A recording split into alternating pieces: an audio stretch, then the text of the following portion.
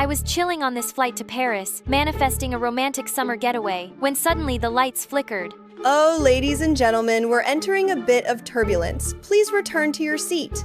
And then everyone started to panic. Some guy started confessing all his sins. And then, yep, we dropped. After about a violent shaking, miraculously, the engine started working again and we landed safely. I survived. Just barely. But somehow, this was bound to happen to me. Hi, I'm Mira, the unluckiest girl in the world. Do you want to know why? Like and subscribe to find out? Last time you saw me, Abby, the guy I secretly had a crush on, finally admitted that he liked me too. But right after that, the universe pulled a petty move. Abby got into a summer program in Paris, and we ended up 3,728 miles apart. We promised to keep in touch, but you know how that goes. Texts faded, calls dried up, and I spiraled. What if our summer fling never even got to fling? So I did what any wildly unhinged, overly dramatic teen would do. I booked a one-week trip to Paris with one mission to make us official. But here I was, fresh off a near-death flight, stuck in the crustiest transit airport known to man. I dragged myself to the end of a refund-demanding mob when suddenly the terminal exploded. Apparently a movie star had landed and his herd of rabid fans crashed through and body slammed me into the tile floor. He actually stopped horrified and knelt beside me like some chiseled, apologetic guardian angel. Hey, I'm so sorry. My fans can get intense. It's okay. Thank you. After that, he walked away while I just stood there, dazed. A few hours later, I too set foot in the heart of Paris. Ah, the city of love. Nothing could ruin this moment for me. Until I tried to check in at my hotel. Your reservation is for June 14th. I'm sorry. What? It's currently May. I bent down to check. What? June 14th.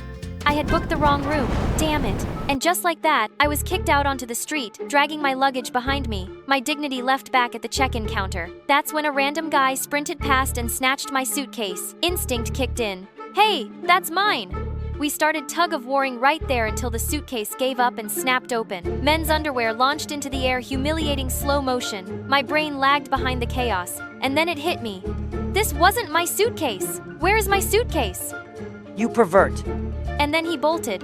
This is the romantic Paris that I get. It was one of those moments where I completely crumbled. How long was I supposed to carry this bad luck like it was part of me? Fighting back tears, I shoved the underwear back in. That's when something caught my eye. A velvet box.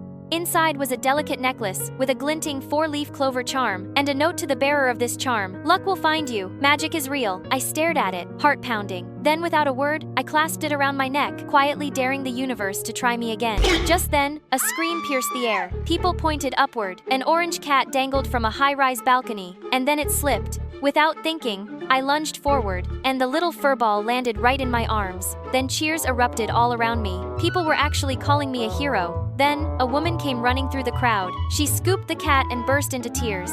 Mon Dieu, tu as sauvé mon bébé. Turns out, this cat owner was a fashion tycoon who owned half of Avenue Montaigne. Next thing I knew, she was whisking me away to her private car and insisting I come stay in her penthouse as a mercy.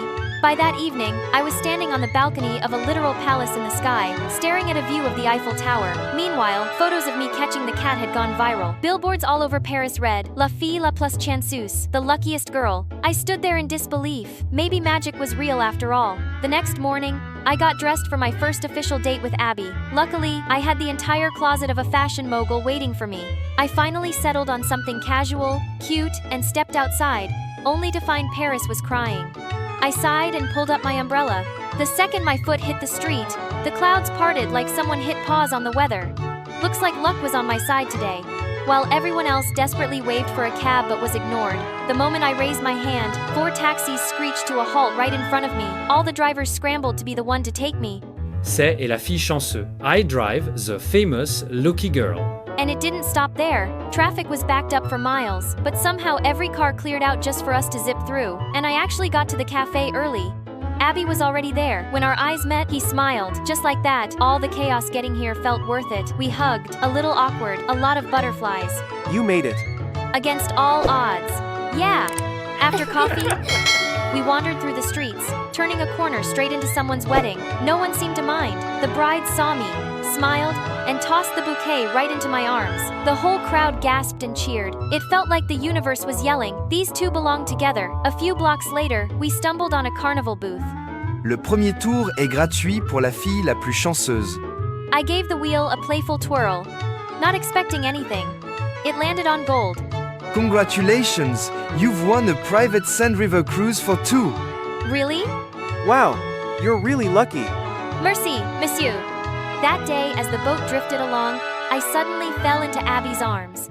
In that moment, our faces touched, and we shared our very first kiss just as a radiant rainbow stretched across the sky. I'm really glad you came.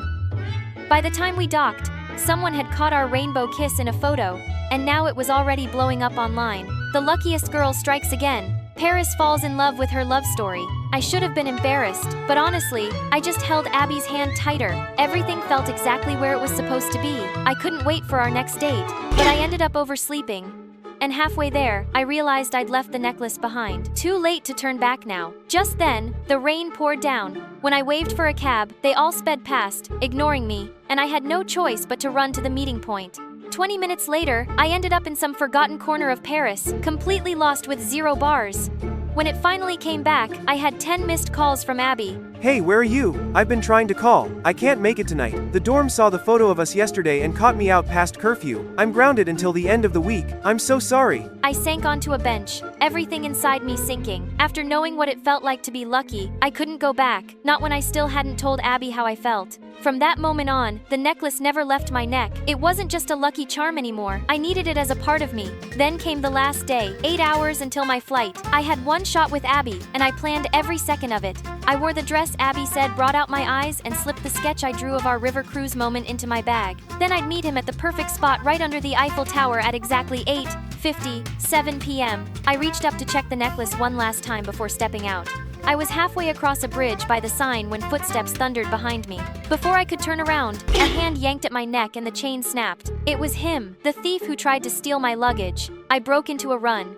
The thief crashed full speed into a guy walking toward him. The guy stumbled, teetered back, and then he fell over the edge of the railing. I skidded to a stop. The man had fallen into the river. I froze. The thief was still running, my luck disappearing with every step. But in the water below, someone was drowning. My mind raced, but before I could finish the thought, I plunged down without hesitation and pulled him to shore. Thank God. Are you all right? You really scared me. I'm shaken, but I'll be fine. Don't worry. Is that true? Yes, I'm okay now. I thought I wouldn't make it, but you saved me. Thank you, truly. All of a sudden, the Eiffel Tower began to shine. Abby? I got up again and ran like the city was on fire behind me. I panicked and ran to the Eiffel Tower, but when I got there wasn't a single person around. He was gone, of course. I broke down, crying in the rain, when suddenly someone came from behind and held an umbrella over me. I turned around and saw Abby. That's insane. I was gonna tell you tonight too how I felt, but everything kept going wrong. I missed my train, got caught in the rain, twisted my ankle, and dropped the flowers. I honestly thought I wouldn't make it. We stood there, both shaking from the cold and everything else, and then finally I said it. I don't want to leave without telling you. I like you. Like, a lot. So will you be mine this time? I've been waiting for this moment for so long. Yes, I'm yours. I love you. I love you too, more than words can say. He stepped closer and pulled me in, and we kissed, and just like that, everything felt weightless. Spirits of the beyond, heed my call. Ring my bell. There was no way she could see what was coming next. When the bells rang, everyone screamed their lungs out. My name is Wednesday, and my parents are so cringe, it's not even funny. Would you look at that bar? What a beaut! I can practically smell the ghosts already. Bill. Wait, are you guys gonna help with the stuff? Of course not. They gotta catch ghosts or whatever. That's my twin, Callum. I swear, I'd go nuts if I didn't have at least one other Salmine person in the family. Ghosts, wait for me. And that's Maeve. When Maeve was 4, Mom and Dad caught her chatting up an imaginary friend. Don't be silly, Frederick. Of course I don't play with fire. They found some dead guy with the same name who happened to live in our house a while ago, and they went off the deep end. They were convinced Maeve was a medium and became obsessed with ghost hunters. But Callum and I never believed that. However, they forced us halfway across the country to move into their dream-haunted houses. They'd spent the last 3 days of the drive telling us about the unfortunate events that befell the previous owner. The first owners lost their teenage daughter Lucille in a freak accident. Nobody has lived in the house for more than 3 months since 1784. Even if Mom, Dad, and Maeve were delusional freaks, Callum and I could at least be normal. Hey, look at this one! The listing didn't say there was a basement. It's kinda creepy. Oh, don't tell me you believe in ghosts now. I believe in raccoons and squatters. This stuff is ancient. Don't tell Mom and Dad or they'll make us use it. That's when I saw it. A board game. Hey, isn't 139 Sheffield Avenue this address? Think it's fun? It's the exact layout of this house. I want to play it. Don't you have ghost catching to do? Their batteries ran out, so we're taking a break. Oh no! It's PG-13. Maybe next time. She needs friends her own age. This sand. The hourglass suddenly shattered. It's just Maeve pouting. Maeve, turn the lights back on. Maeve! We found our parents charging their numerous ghost-catching appliances. Mom, Maeve's being a brat. Told you to charge it before we left. I did, but then we stopped at the gas station and wanted to check out the bathroom. Is everybody giving us the silent treatment? Hello? Caleb knocked on the counter for dramatic effect, and his hand passed through. I touched the wall, and it was like there was nothing there. We raced back downstairs. That's when we found ourselves. Oh my God. We're dead. When I turned around, there was a translucent-looking girl hovering off the freaking ground. I'm Lucy. Don't freak out. It's a bit late for that. We can't be dead. We were just alive. Technically, you're not dead yet, but you will be if you don't finish that game before the sand runs out. I'm too pretty to be dead. This is insane. That's what I said. So then I didn't play, and whoopsies. Now I'm stuck here forever. So you're like a real-life ghost? I prefer spirit. How long have you been dead? Only 40 years. Come on, roll the dice. Caleb and I reached the top of the stairs and gasped. Our once relatively empty house was filled with ghosts. How many ghosts are there? I don't know. A lot. What did you roll how many spaces you move spaces? The floor suddenly lit up, forming glowing blue squares. 4. This is so fun. My turn. 5. I'm ahead. It's your turn. Caleb. Why can't we touch this and not other stuff? 'Cause the dice are made out of bones. We can also touch lights and a few other things. Just roll it, Caleb. We're running out of time. Okay. We took turns playing the game. We moved and found objects which Lucy said we had to interact with in the correct way. How do we win? Get to the end of the path. That's when something even weirder happened. I saw the ghost ball pass through Maeve, and I swear she felt it. Is somebody there? Hello? Maeve, can you see me? What are you doing? My sister can sense that I'm here. That's impossible. Hello? See? She's looking the wrong way. She doesn't know anything. Maybe we just need to get closer. Can Maeve sense us? There's no such things as mediums. Okay, stop it. I'm sorry. I didn't mean to yell. So many ghost hunters have come here over the years. I tried to connect with them, but it all turned out badly. They can try to exorcise us, and it can be very dangerous. You guys are my friends. I'm looking out for you. Come on, let's finish this game before time runs out. Yeah. We kept playing, but it felt like we were getting no closer to the end. Are we almost done? Aren't you having fun? A loud bell rang. What is that? Probably nothing. Spirits, do you hear me? Hey, spirits. I wish to commune with you. She's doing a seance. And it's working. Don't talk to her. It's worth a shot. Don't. Spirits of the beyond, heed my call. If you're here, ring my bell. What is it, sweetie? Stop making fun of me. It really hurts my feelings. Honey, who are you talking to? Imogen. Are you feeling okay? Just then, Lucy blew through Mom and Dad. Both of them gasped and then fell down. Mom? Dad? What did you do? Fine. They're just knocked out. Why did you do that? Your parents were going to freak out. They were going to ruin the game. Who are you talking to? Wait, are you dead? I'm not dead yet. Caleb and I are. Well, our bodies are. In the basement. What? I caught her up as quickly as possible. Wait, where's Caleb? Why can I only see you? We're wasting time. Take care of Mom and Dad. Me and Caleb need to play this game. Wait, Imogen, I have a bad feeling about this. I've never heard of spirits working like this. Who do you think knows more about this? Some kid or someone who's been dead for 200 years? I thought you said 40. It all blends together. Okay, we don't have time for this. Maeve, hear me out. We need to finish, and then we can talk about it. Focus on Mom and Dad. We got this, okay? I felt bad leaving Maeve, but Lucy was right, and time was running out. But soon after, Maeve shouted, Imogen, I talked to the other ghost. They said that Lucy tricked them all. She trapped them here in the same way, knocked them out of their bodies and tricked them into playing games until they got stuck. She's a liar, Imogen. Your sister is a spoiled brat. Nobody can talk to ghosts, believe me. What do we do? Then the last grains of sand fell through the hourglass. You were out of time. I was dead. Doesn't matter now. You should have listened to me, but instead you let her distract you. You distracted us, May. I didn't mean to. I just wanted to help. I guess you finally got what you wanted, huh? Mom and Dad, and you can go and do your freaky little ghost thing, and me and Callum will be out of your hair. We never wanted that. We moved across the country for you. You're all Mom and Dad care about. The saddest part is, now that me and Callum are dead, Mom and Dad might actually pay attention to us. Imogen, please! Go away! It is good to let the living go. That was a little harsh. Imogen. What's it matter? We're dead! I can help you adjust.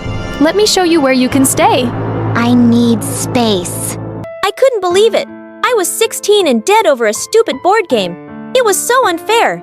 We're in this together. Thanks, Callum. Where's Lucy? I told her we needed twin time. As I sat there feeling sorry for myself, I heard faint crying. Caleb and I followed the crying to the living room, where we saw Maeve. She was shaking Mom and Dad, trying to wake him up.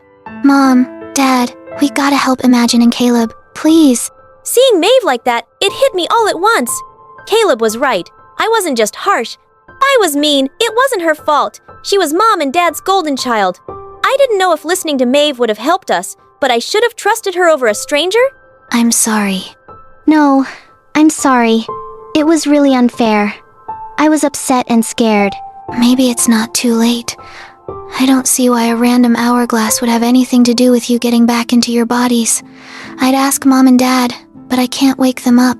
If Lucy had knocked them out by flying through them, maybe I could wake them up by doing the same thing. Caleb flew through Mom and Dad, and they both woke up with a gasp. What happened? Maeve! You can't freak out, but Imogen and Callum are half dead.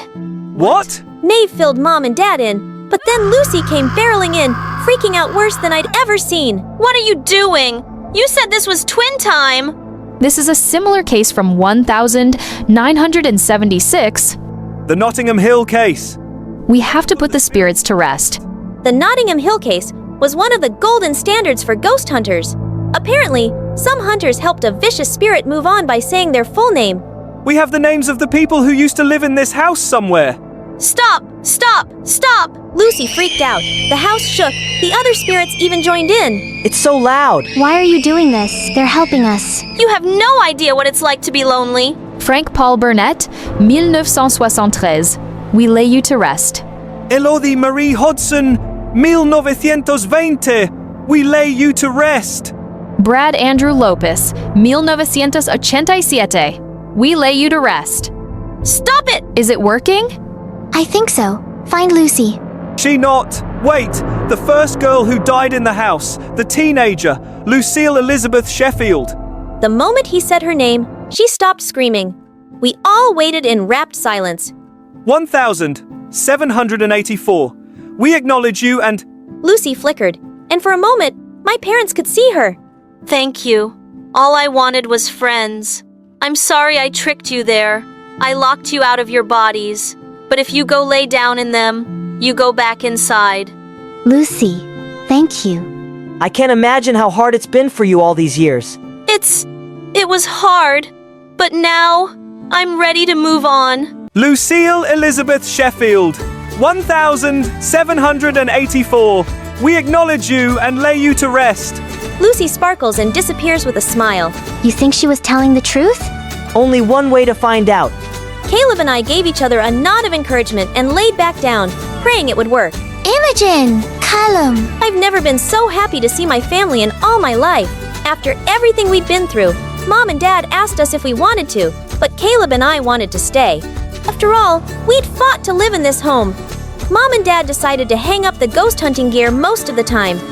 Occasionally, we ask them to get it out again for the greater good, but only as a family. Hi, my name is Jade, and I live with my adoptive parents in a modest little neighborhood. Life has been pretty uneventful for me. I'm your everyday nerdy girl, always wearing glasses and braces. And lastly, a loner. I didn't have a lot of friends. After finishing high school, I had to start working long hours at a coffee shop to help make ends meet. Where's my coffee? Coming right up. Here you go. I said no cream, just plain black coffee. As you can see, I live an annoying but also boring life. And around it goes in a circle, every day the same as the last. But all that changed one day. As I was coming home from work that evening, I literally bumped into someone who looked exactly like me, only a lot more stylish, and that's when things got really weird. Oh, hell. You are truly the shabby version of me. Hi, Twinnie. I was still pretty stunned and surprised. I had no words. This was wild. I never knew I had a twin. Isabella snapped her fingers at me to jolt me out of my reverie. Hello, can you speak? I'm sorry, I'm just surprised. I have a sister. My parents never mentioned it to me. Same here. Don't be too surprised, darling. It's for a good cause. Besides, we have so much to catch up on. So she introduced herself as Isabella, and she said she was my identical twin sister. But the weird thing is, neither of us had no idea we had a twin. Well, as it turned out, Isabella had been adopted by a wealthy family, so we kinda had grown up in two completely different worlds. Unfair, right? While I was here working my ass off in a coffee shop, my sister was living the high life in a mansion. So what brings you here? I mean, why did you come looking for me? You clearly don't belong here. Don't be rude, Jade. I just needed to see my twin. I overheard my parents talking about me having a twin on the other side of town, so I did some digging. And months later, I finally found you. There has to be a reason. Isabella, don't act like you care deeply about me. Okay, you caught me. I need you to pretend to be me for a week. Pretend to be you for a week? Yes, my love. For personal reasons, you get to wear my designer clothes and shoes and mingle with my cool friends. And of course there is a handsome reward for you after the contract ends if you successfully fool them. I don't think I can do it. I would never be able to impersonate you. What if they find out? That could land me into so much trouble. Don't be naive. We both know you need this money. Besides, how would they find out if we don't tell them? No one has to know. But no matter what you do not get attached to the lifestyle. Don't kiss my boyfriend either. I was shocked and confused, but I reluctantly agreed to do it. Little did I know this one decision would change my life forever. So, I said yes to this offer and told my parents I'd be gone for a week. Isabella changed my looks and style my hair to look like hers. All so I could enter Isabella's glamorous world full of fancy parties and her elite friends, Maya and Anne. Isabella had taught me how to act around them, what to say and what not to say. I lived in a luxurious home with a very big room all to myself. Here, I didn't have to worry about working my ass off at a coffee shop for little salary. Isabella's parents were hardly around, always traveling from one business trip or the other.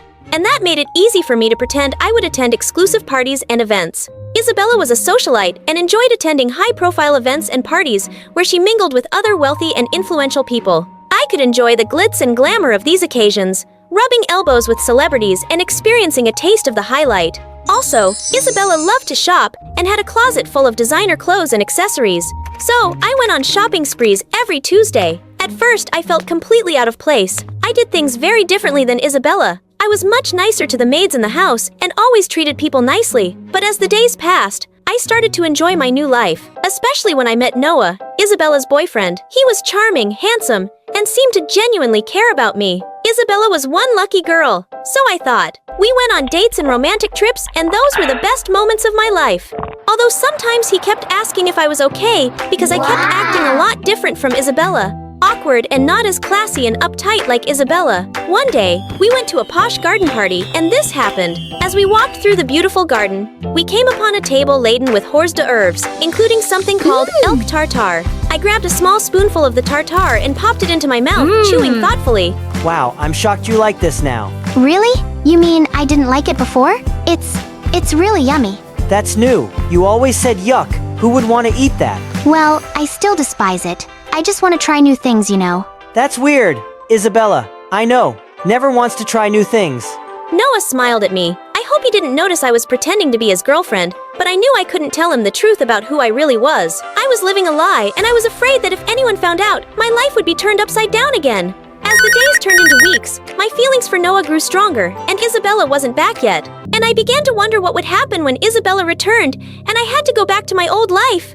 Would I ever see Noah again? Would I be able to forget about him? I tried to reach Isabella now that our contract was over, but she was unavailable and unreachable. Instantly, I had mixed feelings. I was angry she ditched me, but then something deep inside was happy she wasn't here yet. More time to enjoy her life, I guess. Another day, Noah and I went to another party, and the air was filled with laughter and chatter as the guests mingled in the corner. I noticed Noah was quiet, a troubled look on his face. I slipped my arm around his waist. Hey, are you alright? I'm just stressed out about this big deal at work. Sounds like you've got a lot on your mind. Don't forget I'm here for you. And not just in a cool girlfriend kind of way. I genuinely want to support you and help you through this. Whatever it takes. Noah looked at me with surprise, a small smile playing on his lips. Wow, that's really nice of you. It's like you changed overnight. The old Isabella never really understood the kind of stress I deal with at work. She only cared about herself, but here you are offering words of encouragement. You are just so different, trying to make up for lost time, and it's making me fall in love with you more. And boom! He kissed me, and I couldn't resist. This was so bad. I didn't realize someone was secretly watching us. It was Isabella, and she was back, and she had a disguise on. She signaled for me to meet her in her bedroom. I need to go. I'll be back, just need to sort out something. Are you okay though? 100%. You've gone too far, Jade. You were supposed to help for a week, not steal my life. I never meant for it to go this far, Bella. I just wanted to help. That's why I kept trying to reach you when our contract expired, but then things changed. You fell in love with my boyfriend. You can't just play pretend with people's hearts. Noah loves me, not you. Before I could respond, the door swung open and Noah stood in the doorway, his expression a mixture of shock and betrayal. What's going on here? Is this some kind of sick joke? Are you both in on it? I'm sorry, Noah. I knew I can't change who I am. It is in my nature to be flirty and rude, but I knew if I had to use my twin sister's help, you would eventually forgive me. So you tried to fool me. I knew there was something off about you, Isabella. You have always been self-centered and manipulative. I didn't think you were real in the first place. So dishonest. I never want to see either of you ever again. I'm sorry, Noah. I just want another chance to win you back. Having an affair with her was so uncool. Without another glance, he turned and walked away, doubt leaving me and Isabella alone in the room. I was totally ashamed of myself. Are you happy now? Since you didn't fulfill your end of the bargain, there is no reward for you. Just get out of my house and never set foot here again. She was wrong and cruel to do that, but I wasn't innocent either. I should never have agreed to do this because deep down I knew it wouldn't end well. So I went back to my life, back to being a coffee girl. A month later, I was at the coffee shop and someone walked in. Lo and behold, it was Noah. He had come to order coffee. A smile lit up my face, and I thought finally he came back for me. But my smile died when I saw him with another girl. I knew I would meet you here. Yeah, I work here. Well, no hiding. This is my life, Noah. Look, I know this isn't the right place or time to apologize, but I'm very sorry. I needed the money so badly. I knew it was wrong, but... He pulled me close and kissed me for the second time, passionately. When he released me, I stared, shocked and confused at the lady he came with. She was smiling at us. No need to be worried. That's my little sister. In fact, she helped me track you down. I was so angry at you for lying to me, but my heart wouldn't let you go. Well, I love you. You might look like Isabella, but you are very different from her. I was so happy that I pulled him into an embrace. So can we start over again? Yes. Hi, I'm Noah. And you are? Jade. I'm Jade, your barista girl. Do you want to order a coffee or perhaps a huge...